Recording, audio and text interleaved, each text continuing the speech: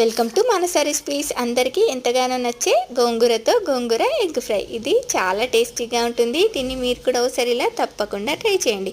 దీనికోసం గోంగూరని ఇలా వాష్ చేసుకొని ఇలా ఆయిల్లో దాల్చిన చెక్క, ఇలాచి, లవంగాలు, బిర్యానీ ఆకు వేసుకొని ఆనియన్స్ కూడా వేసుకొని ఫ్రై చేసుకోండి. ఇవి ఫ్రై అయ్యేలోపు మరో పక్కన ఆయిల్ వేసుకొని గోంగూర సన్నగా కట్ చేసుకున్న గోంగూర వేసుకొని మగ్గించుకోండి. ఇది మగ్గేలోపు మరో పక్కన మనకు ఆనియన్స్ ఫ్రై అయిపోయాయి. అల్లం వెల్లుల్లి పేస్ట్, పచ్చిమిర్చి ముక్కలు, పసుపు, ధనియా పౌడర్, జీరా పౌడర్, మెంతి పౌడర్ వేసుకొని ఫ్రై చేసుకోండి.